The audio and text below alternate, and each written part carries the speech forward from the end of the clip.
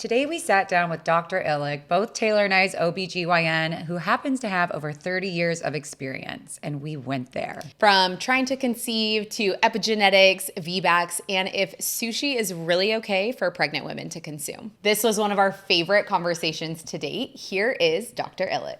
So you are our OB-GYN. You are one of Newport Beach's finest OB-GYNs. Oh, yes. Why do you think so many women are obsessed with you? That's a tough one. I knew it was going to be. I said to Taylor, I was like, the one question, because I feel like as a doctor, like a lot of doctors come in and they feel very like, oh yeah, me. But you are very humble about your approach and about why so many women love you. But if I told you that we could have sold tickets to sit on this sofa with your patients, we would probably be able to retire for the rest of the year. I could say because I love what I do, but I think most of us do love what we do.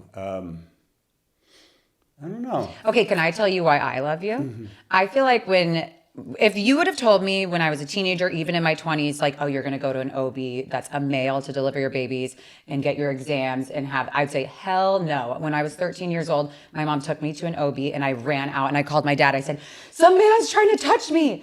When I walked into your office, the immediate care and ease that you put me in, I was like, oh, I could be here forever with you. You have just such a gentle way about you that I think that, and an infectious personality, and you have such a care that women, when I tell you are obsessed, women are obsessed with you, Dr. Illeck.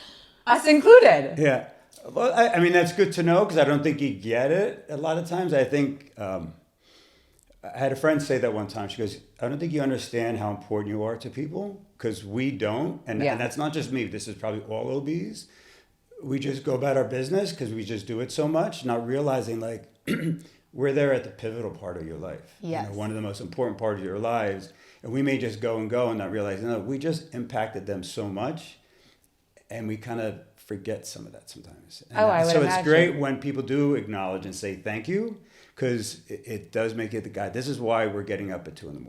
Yeah, you could probably get desensitized almost of like you're just bringing babies to the world, but it's like in a woman's mind, like that was the most intimate, vulnerable experience that she will ever be in, and you were there to help her do that. Yeah, and and it's not just obstetrics. I mean, cancer, fetal death. You know, I mean, you're there for the great times, but you're also some of the most devastating things that people go through.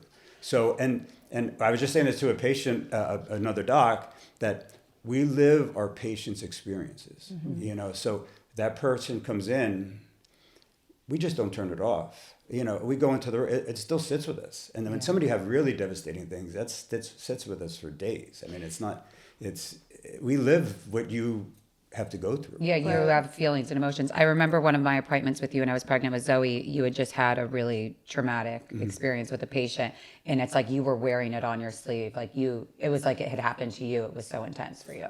Yeah, I mean, there's a lot of high risk things that happen, and we don't stop worrying.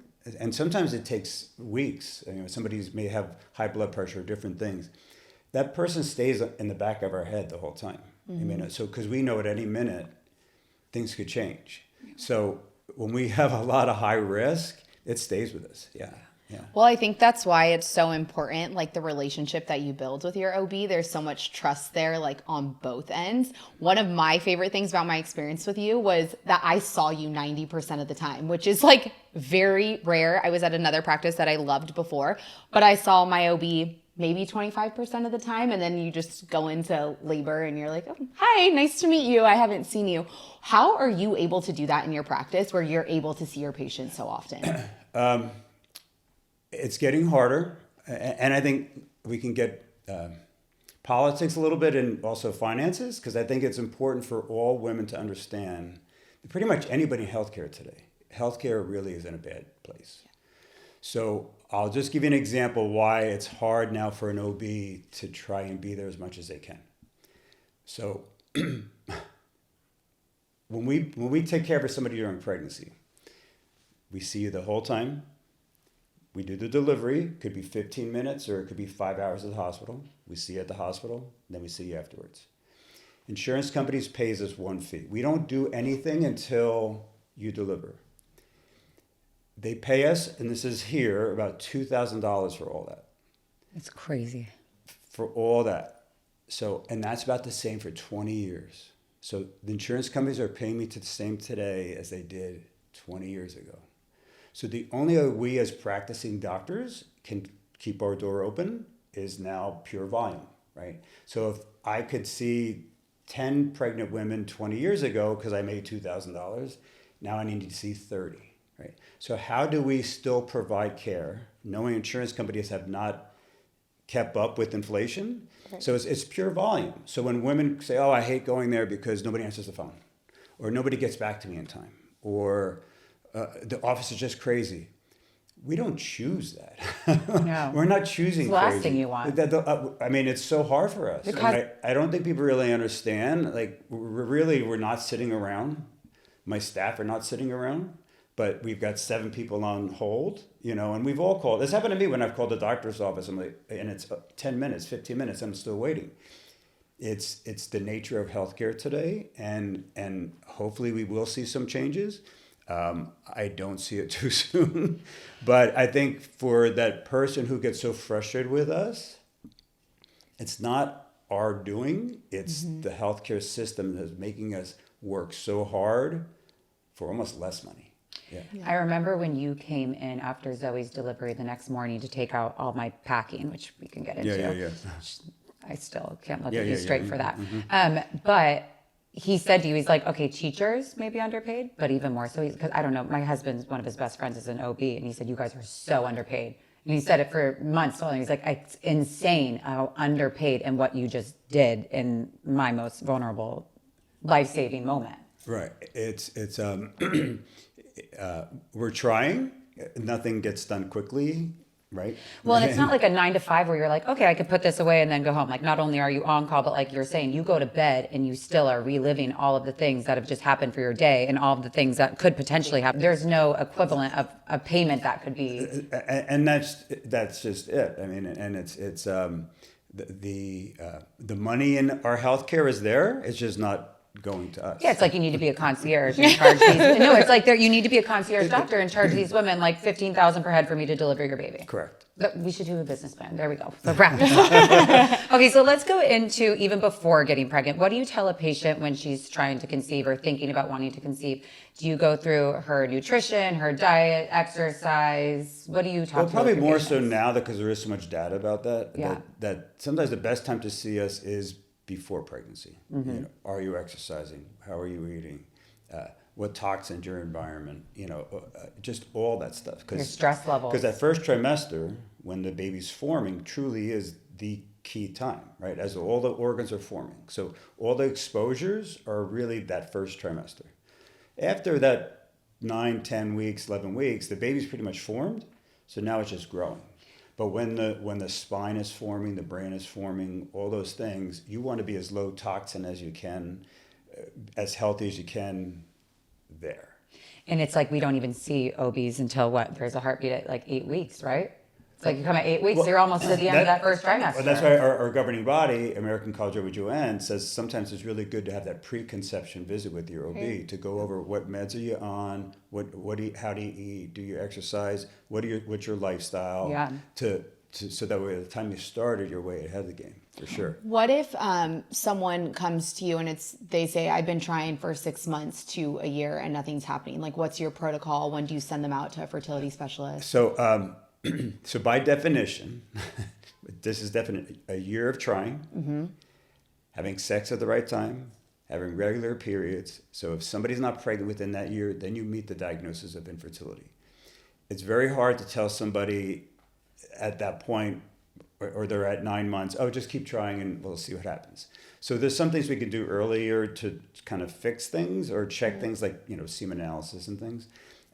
When women are older, we don't wait that year, right? Because you'd hate to wait a year and realize there was a problem that we could have addressed way back when. But I think a lot of women are like, oh, my friend got pregnant in 2 months, and I got pregnant last time at 4 months, and now I'm at 7 months. Something must be wrong. Right. It's not. That's just kind of the norm of what we consider a worrisome problem. But I also think that so many times women are like jumping to IVF instead of looking at, and I can raise my hand, that was me. It was like, no, I don't even, I went through the testing, we did the semen analysis, all that with Dr. Anderson, but it was a lot of like, I just want to get pregnant right now. I don't want to do the IUIs. I don't want to do, like, I have low toxic, I eat clean, I exercise, I'm a healthy person. Like, let's just jump to IVF because while it's expensive, it also is a little bit more of a guarantee.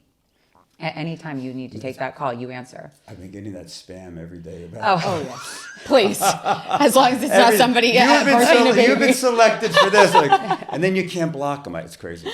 But I mean, luckily IVF has become so successful today that the success rates are so much greater. Right. So it is very expensive. So sometimes I don't. If somebody doesn't mind, it's not a negative. And the success rates are so much better than they were, and they're getting better and better. So what do you think? I mean, I know that you're not necessarily an IVF doctor, but you were in this world. What do you think about how fast we're pushing to go to IVF though? Because I mean, and I have IVF babies. I have 8 more embryos, which maybe one day you'll deliver all 8.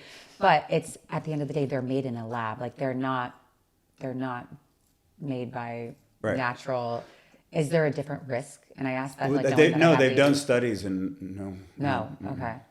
The IVF pregnancies are riskier, so we do see more cardiac defects. We do see, but the makeup genetically of the baby. Correct. Yeah. I mean, sometimes you can pick. Yeah. So so you can pick putting the baby in that you know is okay, as opposed to doing that test at 10 weeks and now finding your baby has something abnormal, and now you need to deal, right?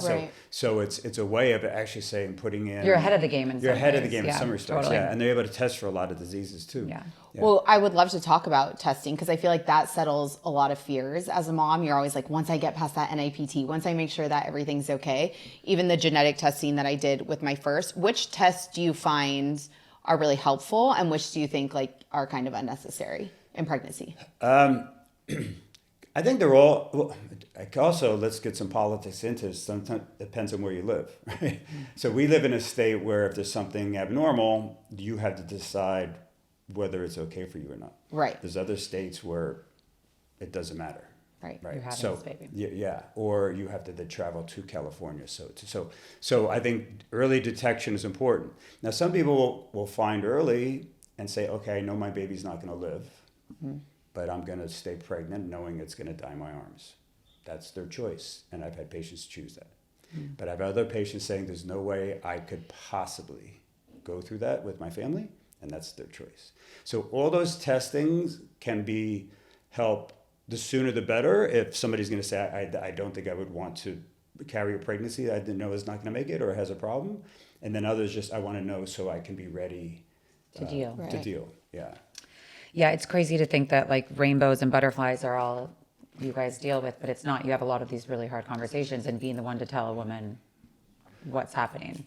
Well, I think having done this as long as I have, I could tell you stories and, that would break your heart. Right? Yeah. Mm-hmm. And it's most of the time it's good, but it's the sad ones. Sometimes the sad ones stick with you more because of course.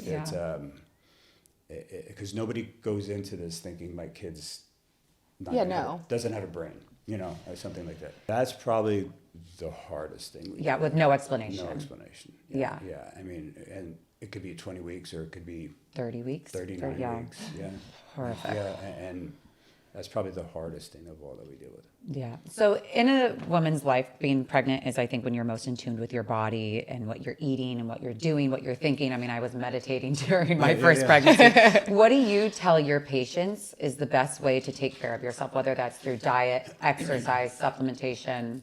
Well, I think I mentioned with you, the whole epigenetics. Yeah. Mm-hmm. There's so much research into this now that now though, not before. No, and some of it is new science. Yeah. So genetically, right? The genotype is babies getting 50% of genes from mom and 50% from the partner. Whoever the partner is.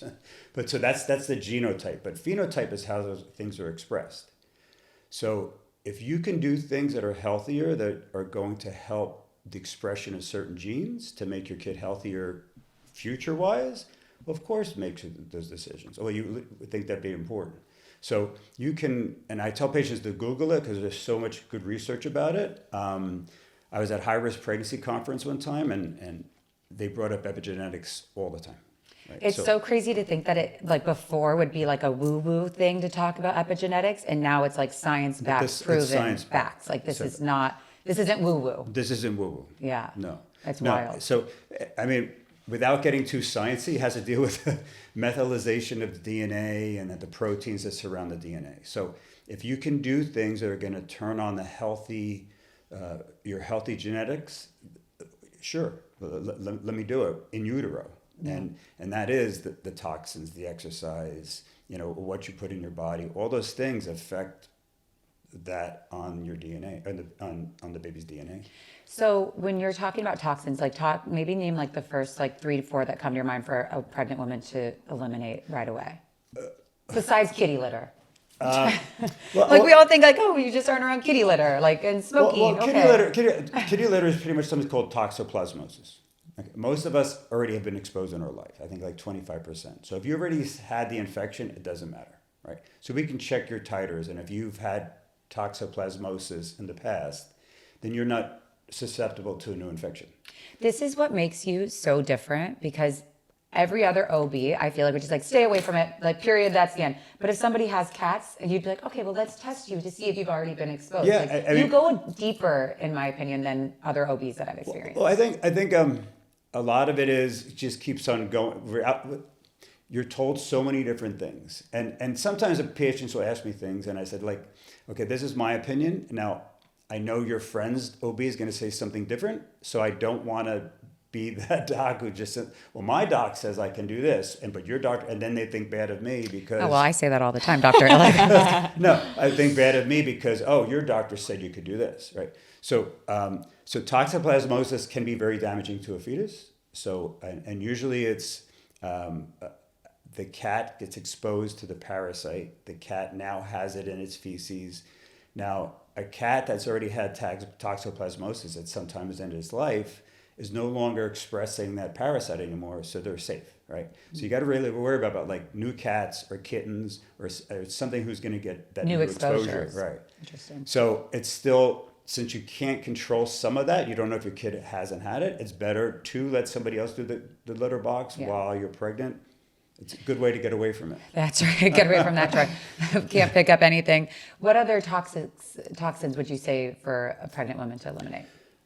Oh. Like, would you go to like laundry detergent, like Windex, like cleaning supplies? Like, do you look at that, or do you look at like, don't eat out of plastics, don't drink out of plastic water bottles? Okay. Like, what level? If I had a half hour with everybody, I would say all those. Yeah. Right. Okay. So we should all be trying to be as clean as we can, all those chemicals, they've done studies where they drew the cord blood from when the baby's born. Thousands of toxins. And microplastics, right? Microplastics in umbilical cord. So what is all that cumulative effect, right? So, and I probably should, when we see all these effects today, like autism, and I'm not saying that causes autism, yes. We don't know, right? But you can't think that now with our reliance on plastics and all the chemicals environment is not having something, right? So if you can be as clean as you can. So you can look at even like laundry detergent, right? So today, and as kind of an environmentalist as well, we buy those big jugs. Yep. Whereas you can buy now those little plastic ones. I ordered them and I said, I want you to start using these so we don't have those big plastic jugs in the... soaking. But I mean, your lotions, your makeups, I mean, all those things. There's so many clean companies today to try and get all that stuff out of your lotions and your makeups. That all gets absorbed in your skin. Oh, our skin is our biggest organ. Yeah, right? And it's all. It just soaks it all up. Yeah. And I mean, I feel like even when you think about, I feel like 2025, we are being hit harder with toxins. But then on the flip side, all of these companies, and there's all these apps that you scan a product, you take a picture of a product, and it tells you what the toxic levels is. It tells you if it's safe or if you're pregnant. There's so many options, and there's so many, it's like almost like harmful. Like there's so many things that you can swap to. It takes work. It takes work. It does. And it's not going to happen in one day. Changing habits, I feel like. With diet, anything is never going to happen in one day. It takes reading, research, changing this habit, because I could sit here for an hour and say things, and you're going to walk out and probably remember 5 of them. Right. Right. But if you're doing your own research and really, really looking into like what's clean or what company really uses only good products, and then, you know, while, and not even just pregnant, right? I mean, all the time. Right. Right. So, and the plastic issue, I mean, it's microplastics in placentas. Crazy. It's everywhere. It's in our blood. And so if I tell patients, just get your Hydro Flasks, you know, everywhere you go, keep a couple in the fridge, you know, just drink, avoid all the plastics as much as you can. Well, outside of like the toxins, for epigenetics also is like mom's emotional state, stress level, all of that. How does that affect baby? So they've done studies like looking at women in war, right? And those babies are smaller and stuff, because talk about stress, right? Stress can have an effect. It affects your cortisol and those things. But if you're still eating well, getting sleep, that's less of an issue than, say, somebody who's, you know, got stress and not taking care of themselves. Right. Okay, so I lost my dad in March, and I was not pregnant. Obviously, you would have known if I was. But I kept thinking, like, during that time, it's one of the darkest times of losing a parent. And I kept thinking, I'm so happy I'm not pregnant because of like how dark it was. But there's certain things you can't control, like a death, a trauma. What can you do as a pregnant woman to protect yourself? Like, you can't control a death. You can't control certain traumas that happen. You can't control all of the environmental. However, what can you do? Like, is meditation, walking, yoga, like what would you say to a pregnant woman? Or these are the best things to do, that what you can control? Well, because all those help decrease your stress levels, your cortisol levels, and all those things. Yeah. But sleep, eating, huge. Well, of course, though, like right when you get pregnant, you want to sleep. And then after the insomnia kicks in and you're like, excuse me, I'm supposed to be sleeping. I'm supposed to be getting all my sleep before the baby arrives. Yeah. But that's normal. Yeah, but lack of sleep is never good for anybody as well. So, I mean, I'm just barely getting out of my lack of sleep right now. You know, and as I told you, like Unisom, it's like over the counter. Yes. But if that's going to give you a couple 3 hours of sleep, it's not harmful. You know, there are some meds you can take to help you sleep. But I'll tell people, like, they're so afraid of taking anything, and I say, but too many nights of lack of sleep is not good either. Right. Yeah, you have to weigh this. You're not functioning. You know, you're going to make mistakes. You know, so all that's not good either. So sleep is key. Yeah. Yeah. I mean, and that's why now they're all doing these sleep studies and all this stuff, just because sleep is such a vital part of all our health. Yeah, I'm experiencing that right now. Well, after pregnancy, obviously we get to the labor and delivery component. I think a lot of women, especially, I feel like in our generation, come with these birth plans. And you're probably like, oh my God. Listen, lady, I'm going to do the best I can. Yeah. Like, what do you tell a woman who's like so worried about the birth plan? And in your head, you're like, it's probably not going to go according to plan. This is a good question, because most of us as OBs, we kind of dread the birth plan. Right. No, we do. Right. But if somebody comes in saying, this is my birth plan, this is what I prefer, I would like this, but I'm flexible. And I understand, like, it may not go that way, and we'll be fine. Great, right? And I always say, it's like, this is our goal, right? If somebody wants an unmedicated birth, this is our goal. Somebody wants, you know, minimal monitoring. If baby's fine, we're you know. So these are our goals. But as long as somebody's saying, like, okay, it didn't happen, and I'm okay to the next level, and whatever you think, and usually we'll have that discussion. Hey, that's great. It's the ones who come in with their birth plan that they're so rigid, and they don't. You know, you have people who've learned birth from a book. Right. Or from their doula or whoever. Or TikTok. Or however they've learned it. So doctors, nurses, we've seen it all, right? It is natural, and it's you know, and it's just to being flexible.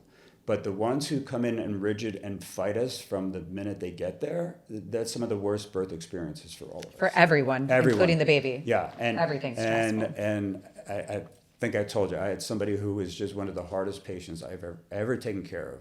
And at some point I just said, I can't do this anymore. You need to listen to me. And I mean, she went on Yelp and just trashed me. Yeah. Oh, that's right. I feel like a birth plan, it could be what intervention you want, which to some degree, it could be after the baby's here. Like if you don't want, the eye ointment, and if you have to go for a C-section, please make sure the baby gets skin to skin with my husband, delayed cord clamping, all those things that, Hogue does. I feel like where it gets hard. And what I would also say is always put Amazon gift cards attached to your birth plan for your nurses. Like little $50 for Amazon goes a long way of like, take care of your nurses. But I think where it gets hard is when these women come in and they're like, I don't want anyone talking. There's like very specific, like some of these birth plans have gotten crazy with these women. And you just need to say, I picked my OB, I trust my OB, take care of me and my baby and get me here, get us all out safely. Yeah. And I think it's good to talk about the birth plan because sometimes there are things that are known. If you have ever tried to get dressed as a breastfeeding mom, like me, you know how frustrating it can be. Literally half of your wardrobe is suddenly off limits because you can't easily access your boob to nurse. It is so annoying. And let's be real, a lot of the nursing specific clothes out there are either frumpy, low quality, or are made for pregnancy. That's exactly why Duet was created. It's a small mom-founded brand making nursing friendly clothes that actually feel good to wear. I just tried their romper. You guys, it is amazing. You don't have to sacrifice style just because you're breastfeeding. Think soft, sustainable fabrics, styles that help you feel like yourself again, and thoughtful details that make nursing on the go so much easier, especially with my 2 kids. My God, has this made my life easier. Duet's designs feature nursing access that is highly functional, but not so obvious. So you don't have to feel like you're wearing clothes that scream, hi, hello, I'm nursing. A small but intentional collection designed to wear on repeat postpartum. Every piece is made using premium quality sustainable fabrics. The modern nursing jumpsuit, which is what I was talking about earlier, is a cult favorite. It's cozy enough for the couch, but still cute for a coffee run, the perfect throw on the go outfit. Head to duetcollection.com and use code CHAOS15 for 15% off your order. That's duetcollection.com and use code CHAOS15 for 15% off your first order. So what do you tell a patient, and obviously if they're coming to you, maybe this shouldn't be the right connection, but what would you tell a patient or a woman that's wanting a birth plan as a home birth? Okay. Because I feel like these are growing. Home births seem like they're on the rise. They are because of some of the bad rep you get at hospitals. And I'm not discounting. There is some truth to that. Hospitals are a lot more interventional. That it'd be better to have hospitals not so like you're here, you're gonna right? So we do have flexibility at Hogue, or at least where I work. Most hospitals do, but you got to find a doc also who's willing to be a little more flexible because we all of us have our different rules, and nurses know, but if somebody's truly fearful of being at a hospital and being told they have to do all these things, you can see why they're going to home births. Now, a trained midwife in a low-risk pregnancy, the risk is slightly greater, but not too much, right? Okay. If you have somebody who truly knows when to know there's a problem, who to take care of that low risk, it's some of the other people who shouldn't be doing home births is where we're seeing the bad outcomes. Yeah, and then so we as an organization really don't promote it because same thing as you don't know until that last minute.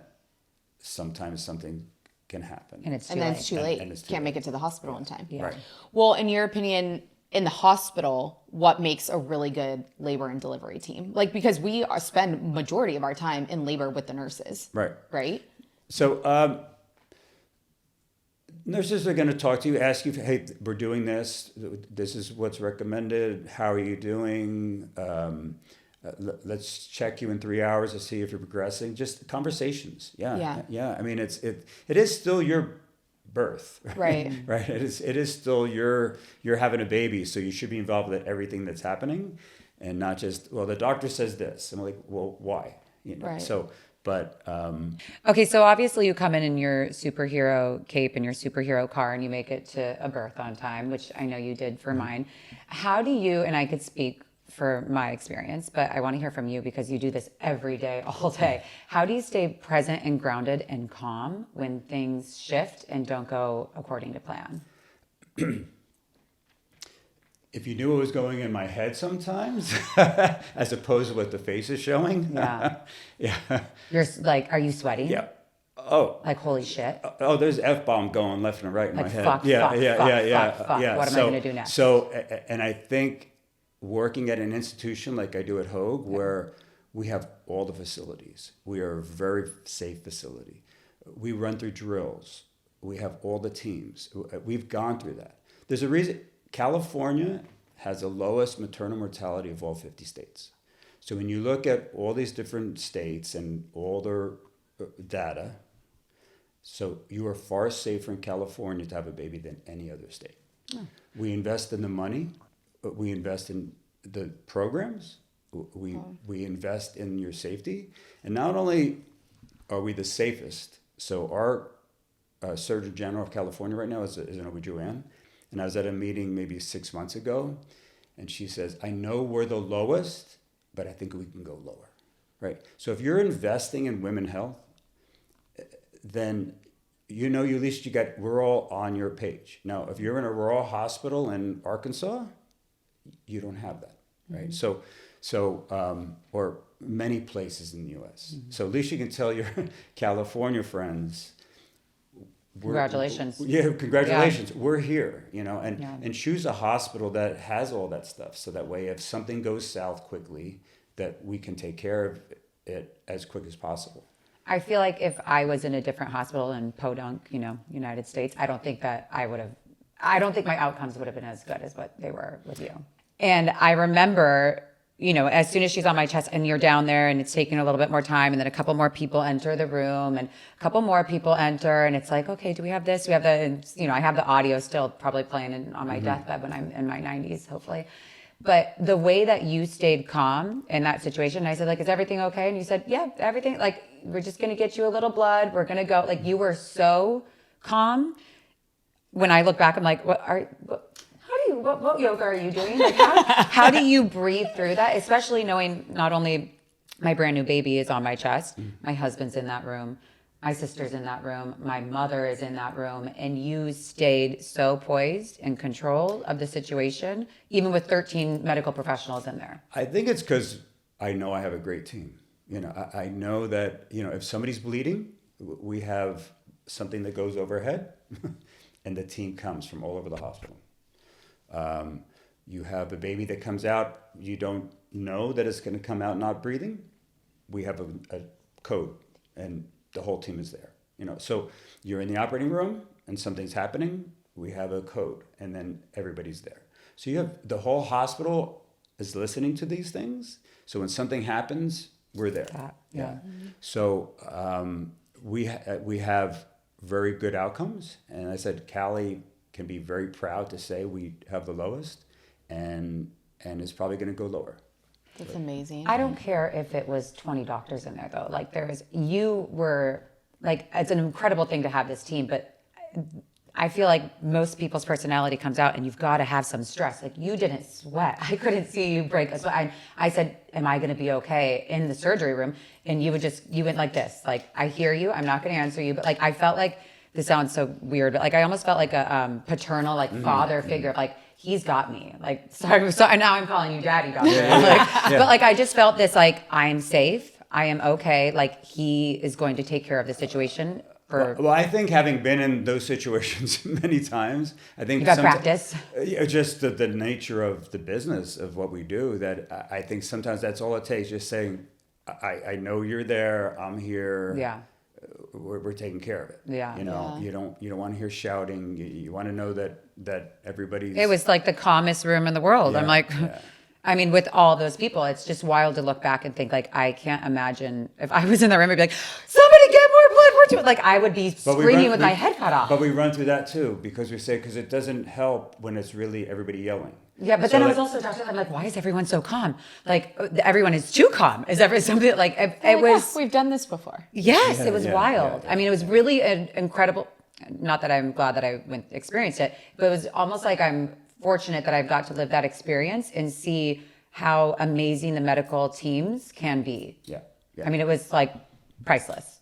Yeah. It helps working at a hospital that can do those things. Yeah, it's incredible. Well, I think one of the other scarier parts of or not scarier parts, but of delivery, and we cannot let you leave here without talking about VBACs, because we both had VBACs with you.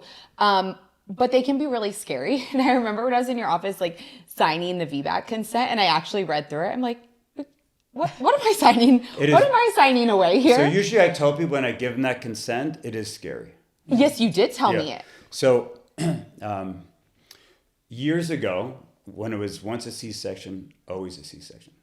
And then we realized, that's not necessary. So then I was around during the training when we tried to let everybody have a VBAC, and we had bad outcomes. So then it kind of swung the other way and say, okay, we're going to do this.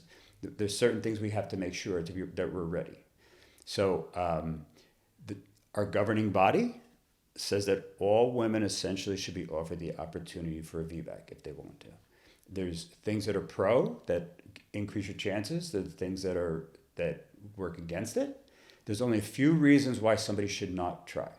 Okay. It's still something that you have to be at a place that can handle an emergency, right? So some hospitals don't do them at all because they don't have the ability to handle emergency. Well, I work at a hospital where there's always 2 doctors there, right? So if I can't get there in time, they'll take care of it.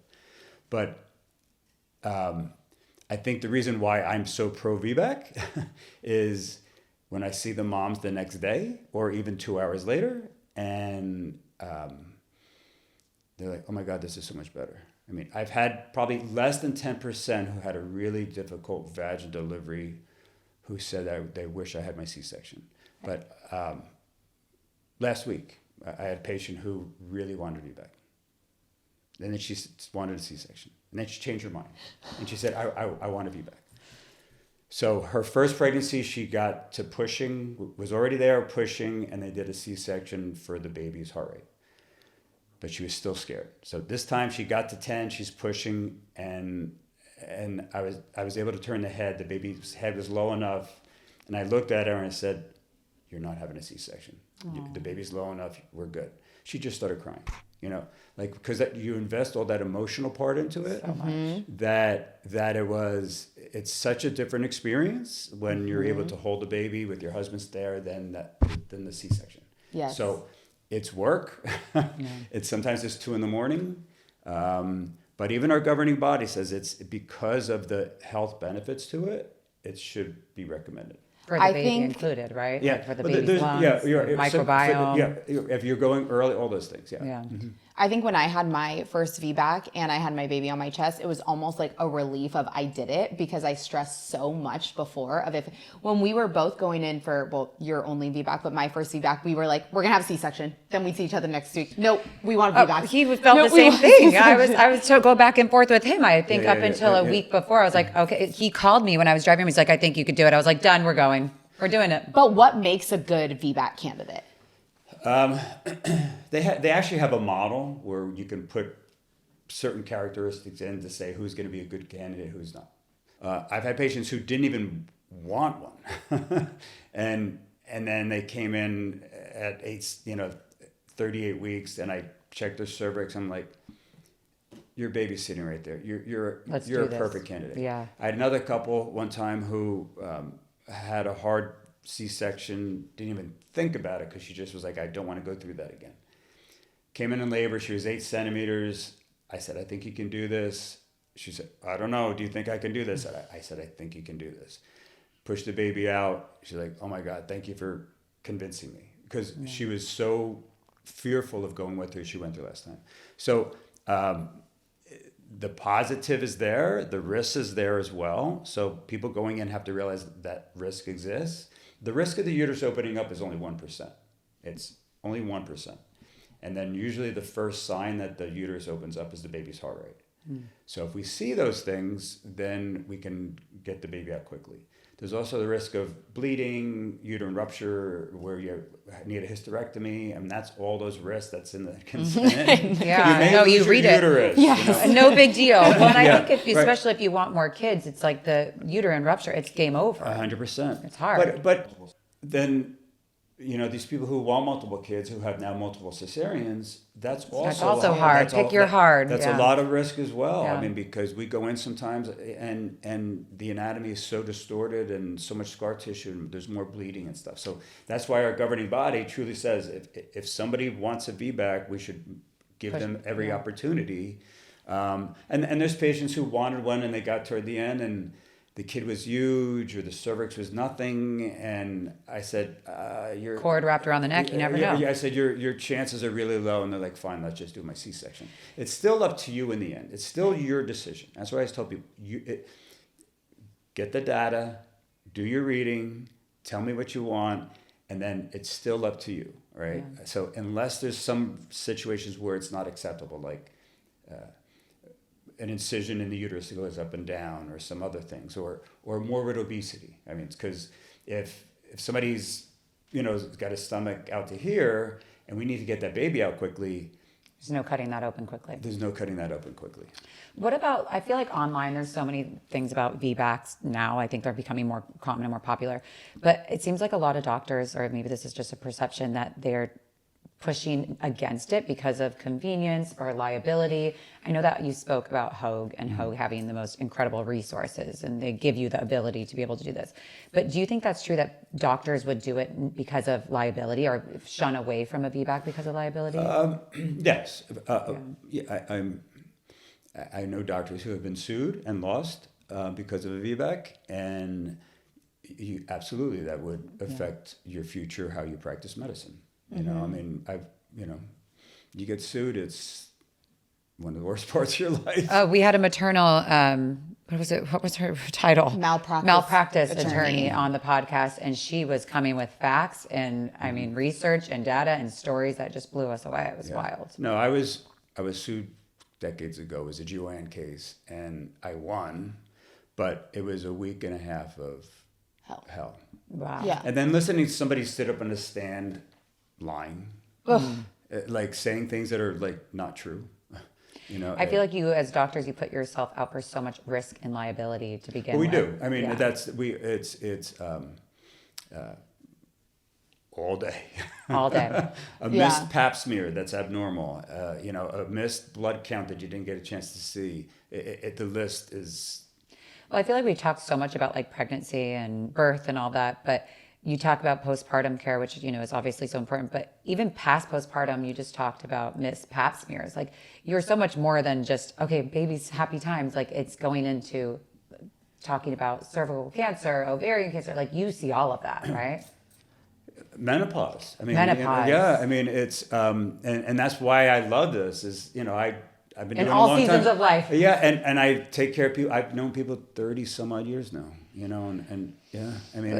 Are one of your children going to take over the practice? What are we going to do about this? No, none of them like medicine. Oh, of course not. Of course not. You're like, that's exactly what Dad does. If you grew up listening to your dad leave at 2 a.m. Oh, could not imagine. Getting out of bed. No. Coming home crazy hours. Who would say, "Oh Hearing yeah, I want stories. to do that"? Yeah, sign me up. Oh, and the pay hasn't changed in 20 years. Yeah, I'll take that job. When you're at your birthday party, and all of a sudden your dad's got to leave. Yeah. They're like, no, thank you. No. What are some signs, physical and emotional, that women should be on the lookout for just in the early postpartum days? I think just acknowledging that it's real. People come in all the time. I said 100% of women get a little blues. You're tired. Your husband's getting on your nerves. Mm-hmm. Yeah. Your body is like soft. Your core. What happened here? I mean, I remember trying to go. We were making plans to go somewhere, and my wife is postpartum, so she really got her weight down. But this part, and she's like, "I've got nothing to wear. You go. Yes. I'm not like. I can't tell you how many times I've cried in my closet. I have nothing to wear. Nothing to wear, and so that's all real, and it doesn't mean you don't love your baby. It's such a stressful time as it is. And I think we now at least have the surveys that we have you fill out. We want to catch those people before they do leave without the help. Hoag has created a really good maternal mental health. They're so busy, we can't keep up with the volume. Wow. Right? Because so many women we try and refer, and there's just not enough therapists to help. Well, Hogue is so good. I remember I was like, why is the hospital calling me? And it was like a nurse or someone just calling to check in and to see how I'm feeling post-baby. I do feel like that if men were delivering babies, things would be a lot different for all of this. Postpartum would be probably a year. The rates for having a baby would be higher. They would get all sorts of love. They'd get physical therapy after. Like, that wouldn't cost out of pocket. Like, the women get the short end of the stick. Okay, we can get into politics as well again. So we have been trying, right, to, did you know United States has one of the worst paid family leaves in the world, right? California has the best, so one more prop to California. So there's only 10 states that actually give women any paid time off. So we've been trying to get a federal paid family leave, right? Because it's good for moms, babies, families, less divorce. We could go on and on. Yeah. There's an organization, it's about 38 countries globally, the most wealthy nations that function together, looking at how to create a good society. You know, all the things that we do. Of those 38 nations, the U.S. is the only one that does not have paid family leave. Wow. So when you look, and this is what I say to women all the time, I said, we need to start looking and elect people who understand that put the family first, put moms first, that childcare first. Childcare is backbreaking. So, and when you sound like, okay, we can't do it, well, then how is it done in all these other nations? Right. You know, because they make it a priority. So even just having paid family have time off from work, right? So it's part of their culture. You know, you're in some of these other nations and you tell your boss, I'm pregnant. Well, that boss knows, okay, you're probably going to be gone 6 months. They're used to it because it's been that way for years. They don't plan on you coming back. They plan on that 6 months or 8 months or whatever.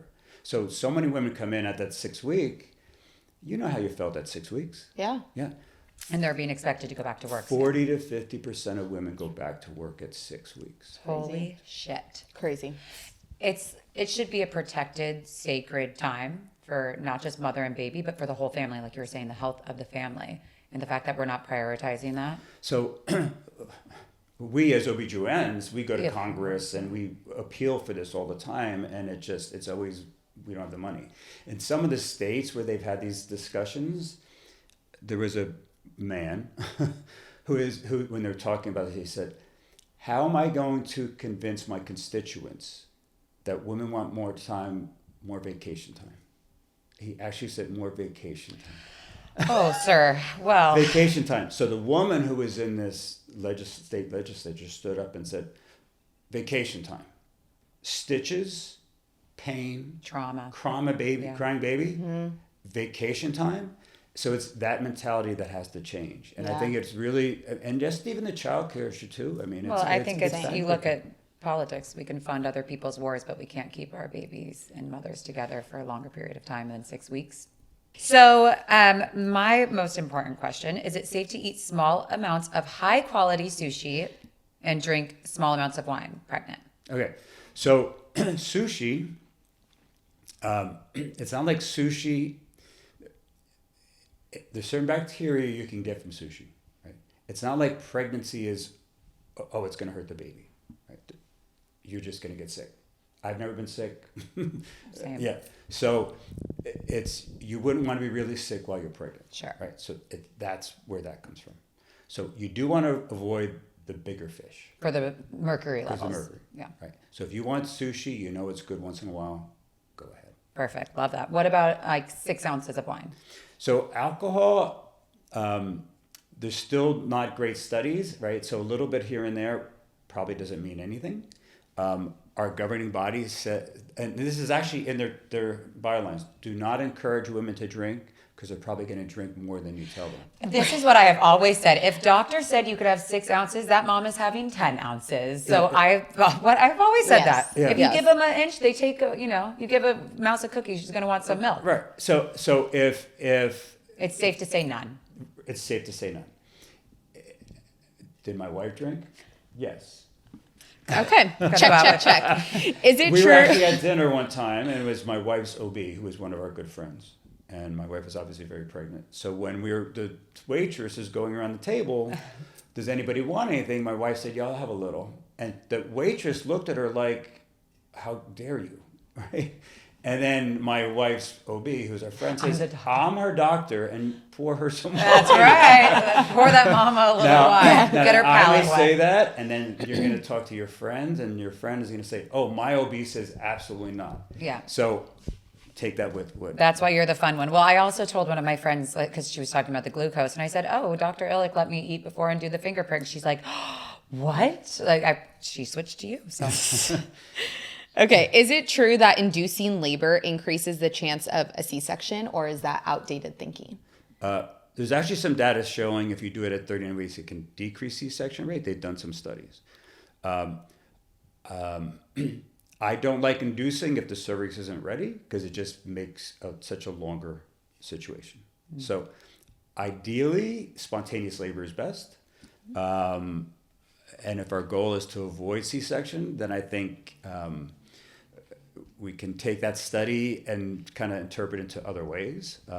But to induce labor, you're going to be at the hospital longer generally. Right? Now, if somebody's cervix is ready to go, it means nothing. So if somebody has they're dilated already, or the cervix, or it's their second baby, or it's not a big deal. Okay. Do you think that we've over glorified? You've kind of answered this, vaginal birth. Probably no, because when you really look at all risks to pregnancy, they almost all go up with C-section. Obviously, there's more urinary incontinence, there's more pelvic floor issues with the vaginal delivery. C-sections don't take away those risks, but they're less, right? But if you look at just pure risks, whether it's blood loss, surgical risk, people forget, a cesarean is a major surgery. Mm-hmm. It's the most common surgery in the United States. So if you can avoid surgery, it's, preferable. But if you have a C-section, then, Okay, I'm going to tell you something, but don't judge our friend group. We have a friend that her husband made her get a C-section because he didn't want it messed up down there. Mm-hmm. What would you say to that man? Politely fuck off? Yeah, Because that's what I said. I was yeah. like, are you joking me? It's a major surgery. It's a major surgery. Mm-hmm. Yeah, yikes. Placenta encapsulation. Mm-hmm. Do you think it's helpful or just hype? No studies have shown medical studies showing any benefit. I'm not opposed to somebody who wants to try it. It's expensive. But there's no medical studies have showing it's a benefit. The thing you have to also think about is how it's prepared. Usually these people will tell you they take it home, they really clean their blender, they make sure that it's, they use the same blender. For the last girls. For the last girls. So they'll say they have good ways of sterilizing it. So it's a lot of trust. It's a lot of trust, yeah. Well, and I feel like a lot of people take it for like a placebo effect.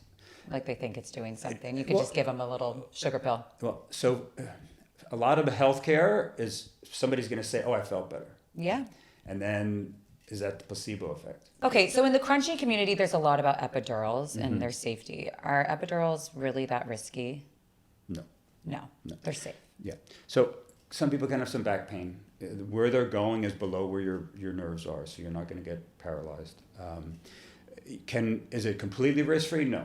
Some people can get, you can go too far and they can have like what we call a wet tap, bad headaches. But it's, we do so many of them today, and then it's like a teeth cleaning. Yeah, it's really, it's a relatively safe procedure, but not 100%. Especially if you have Dr. Vu. He really just whipped me up with my epidural. I've never seen anything happen so fast. Well, see, that's where some of the comfort zone of being somewhere where they do so many of them, there's nothing that they've seen everything. Right. So I've worked places where they put the epidural in, and I went to do the C-section, and they could feel it.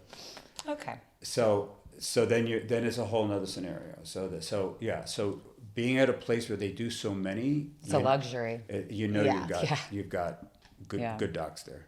Have you ever had to fire a patient? Easier back in the day, right? Because if somebody was rude to my staff, we just didn't click. Right. I just said, sorry, this is not working. You can't yell at my staff. now in the days of Yelp, you have to be careful. You have to bite your teeth. Yeah, because that person could just go right Right home now. Yep. and he did this or his office did this. And lie and say whatever. Yeah, and say whatever they want to say. Yeah, slanderous. Oh, What is the funniest thing that's ever happened in a delivery room? funniest.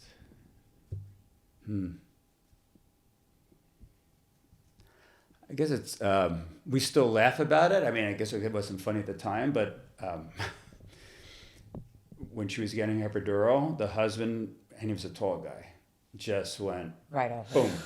And we're talking landed from 6 feet to the floor in no time. Oh, so he's in the hospital as well. That's exactly what happened. Yeah. So he hit his head, went down to the ER. So they had to work him up for head trauma. And so, Make it about him. That's something Gus would do. But so then it was just me and her and the nurse. So, but as the baby was coming out, truly, we talk about timing. They roll him in his little chair, his little wheelchair, big thing on the back of his head. Oh. So I still see her. We still laugh about it. Oh my The God, guy's that's a bald hilarious. spot there because Did he you? hit so Tried to hard. make it about yourself. Yeah. This is what you get. Yeah. What's the wildest request you've received in the delivery room?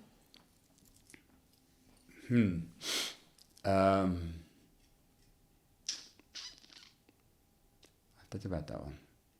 I don't know. Music. I feel like People want specific people playlists. want specific playlists nowadays. Well, But I guess go that through- you're like, whatever. I don't care. Whatever is Yeah, like, playing just in make here. it good. Have some house music. You never know. I love when they play EDM because it's Do like, you really? yeah, it's like, hey, this is how I work out. Why Yeah, not? this is great. fun. I love that. Well, in my C-section, they had like John Legend and like all. I was like, somebody needs to change this music. This is like not a wedding dance. Like this is like, let's get this This baby gets going. out. Yeah, Let's yeah, have yeah. some fun. Okay, obviously we know that you drive a Batmobile. You have the reputation of like you always make the burst. You get there as fast as possible.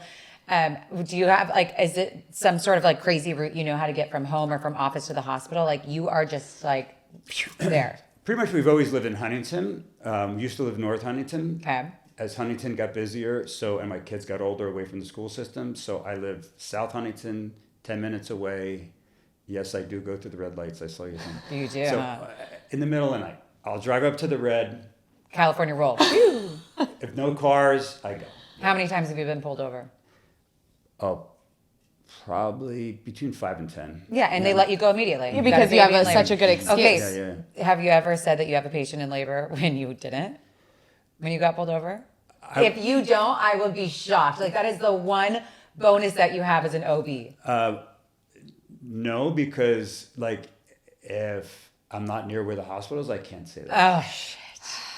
Yeah. Bummer. I was asked to say that. I'm like, I can. We're not. And I've had a few drinks. Yeah. and suppose. Yeah, I don't drink. Suppose. Like the guy said, well, what hospital you worked and called. Like Right. Yes. Yeah. So, Yeah. That would be bad. One time, I had my son in the back, and I did something I shouldn't have, and and I thought about it because it's kind of close. But why would my son be? Why is your son there? His mom's coming to meet him. Yeah, and he's like, Dad, why is the cop pulling you over? I'm like, oh, we'll talk about that. Talk about it later. All right, last one. Have you ever caught yourself like tearing up during a delivery that was just really special? Probably many times, but one that probably sticks out in my mind because it was, I think we were all bawling. Probably my first year out, this woman had 13 losses. And she was now this pregnancy, she had a cerclage, she was holding the baby in. And she showed up in labor. The resident was there. They couldn't cut the stitch. So I said, I'll be there, right? I'm coming. So I get there to cut the stitch. So it was them, both their moms. No, you can imagine, and that baby came out and it was, Lordy Jesus. It was the whole room. I mean, it was the joy in that room was so, I think we all were just like a basket case. You're like, But this is why I do. Yeah. Oh what yeah. I do. It was, but I mean, probably the more emotional are the sad ones. Mm-hmm. Yeah. Oh, for sure. Yeah. Well, we are so honored that you're our doctor. We're so honored that you gave us your time Yeah, we try many days. We do not take this lightly. I mean, when I tell you like what the goal is for us having an interview, it's like Dr. Illeck is right here up with every other celebrity you could ever think of. So we're just so grateful. Thank you for being here with Yeah, us. and tell your friends too. Hogue is the best. It really Just is. skip the bullshit. Dr. Illeck is the best. That's it. We can't send him any more people. Or else he won't be able to see us. Truly, I know. Yeah. Thanks for hanging out with us. If you're loving Camp Chaos, hit that subscribe button. Leave us a review and share it with a friend. It means the world to us. See you next time.